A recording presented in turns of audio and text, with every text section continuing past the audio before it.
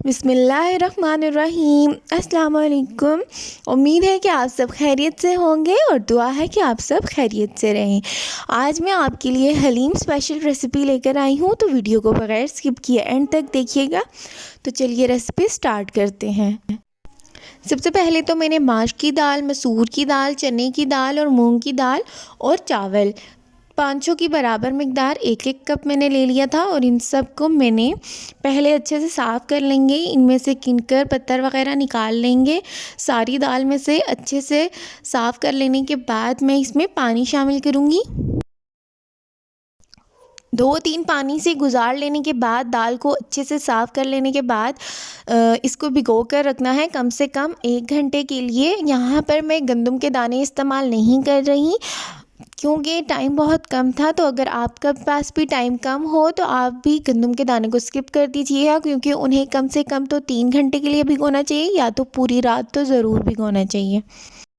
इस वजह से मैं उन्हें स्किप कर रही हूँ। दूसरी तरफ मैं हलीम के लिए मसाला तैयार कर लेती हूँ। उसके लिए मैंने ले लिए 2 काली इलायची, 3 से 4 दालचीनी के टुकड़े, 1 चम्मच साबुत धनिया, 1 चम्मच ज़ीरा, 1 चम्मच सौंफ और 1 चम्मच काली मिर्च और 1 बादियान का फूल। और इन सबको अच्छे से रोस्ट कर लेना है। इतना रोस्ट करना है कि इसकी खुशबू जो है वो अच्छे से आना शुरू हो जाए। उस टाइम पे हमने चूल्हा बंद कर देना है और इसका एक फ़ाइन पाउडर बना लेना है, जैसे कि मैं आपको दिखा रही हूँ। और अब मैं इसमें मज़ीद मसाले शामिल करती हूँ। 1 चम्मच नमक, 1 चम्मच कुटी हुई लाल मिर्च, 1 चम्मच हल्दी पाउडर और 1 चम्मच लाल मिर्च का पाउडर। इन सब को डाल देने के बाद दोबारा से इसका फ़ाइन पाउडर बनाकर रख लेना है। दूसरी तरफ मैंने दाल और चावल जो थे उनको पानी से निकाल के कुकर में शामिल कर दिया है। और कुकर में मैं 2 जग पानी के भी शामिल कर रही हूँ। 2 जग पानी के शामिल कर लेने के बाद मैं इसमें 1 बड़ा चम्मच नमक शामिल कर रही हूँ और इस सब को अच्छे से मिक्स करके कुकर को बंद कर देना है। और पहले हमने 5 मिनट तक इसकी आंच तेज़ रखनी है, जब तक कि सीटी बोलती है। और जब सीटी बोलना शुरू हो जाए, आवाज़ आने शुरू हो जाए, तो उसके बाद आपने इसे 15 मिनट के लिए मीडियम टू लो फ्लेम पे पकाना है, रखना है। और उसके बाद आपने इसे 15 मिनट का बंद कर देना है। उसके बाद जो है ये दाल अच्छे से गल चुकी होगी। मैंने कढ़ाई में 1 कप ऑयल शामिल कर लिया था और उसमें 2 मीडियम साइज़ के प्याज, जिनको मैंने बारीक बारीक लंबा लंबा कट कर लिया था, वो शामिल कर दिए हैं। प्याज को अच्छे से फ्राई कर लेना है, इसमें अच्छे से भून लेना है।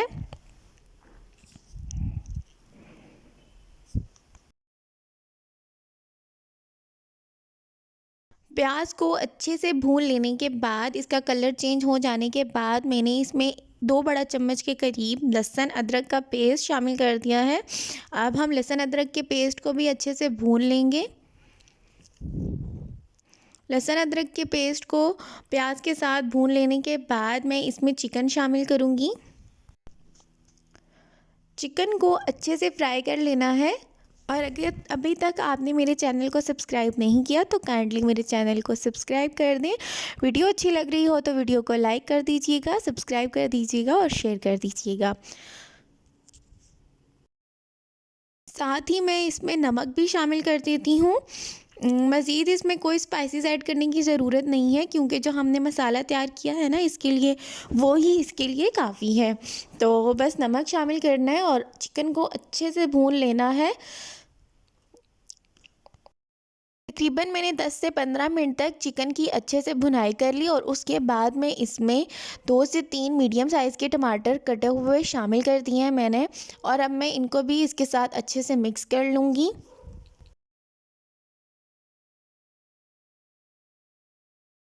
टमाटर डाल लेने के बाद जो मैंने मसाला तैयार किया था वो मैं इसमें शामिल कर दूंगी।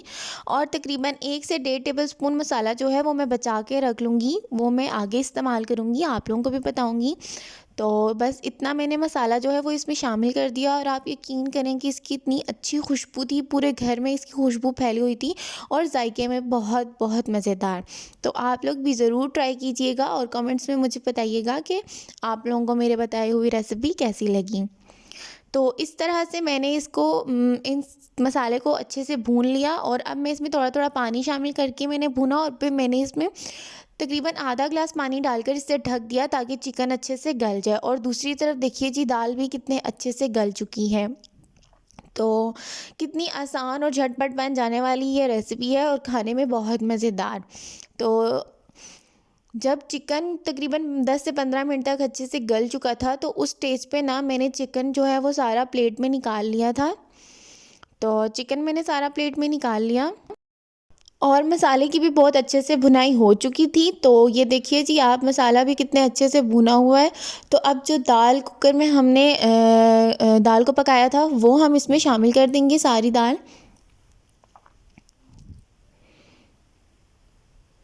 सारी दाल शामिल कर लेने के बाद मैं इसको अच्छे से मिक्स करूँगी।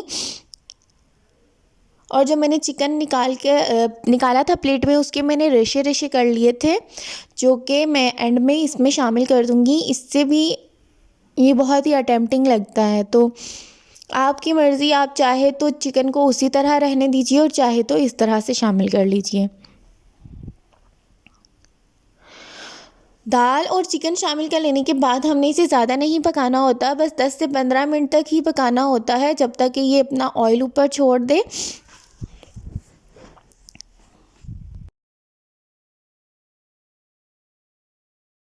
देखिए जी, हलीम जो है वो बिल्कुल तैयार हो चुकी है। तो इस स्टेज पे मैं इसमें जो मसाला बचा के रखा था ये शामिल कर दूंगी। इससे क्या होगा कि इसकी खुशबू में मज़ीद इजाफ़ा हो जाएगा। और मैंने चूल्हा जो है वो बंद कर दिया है और आप देख सकते हैं कि कितने मज़ेदार ये बनकर तैयार हो चुकी है। उम्मीद करती हूँ कि आपको मेरी बताई हुई रेसिपी अच्छी लगी होगी। तो मिलते हैं एक नई रेसिपी के साथ, तब तक के लिए अल्लाह हाफ़िज़।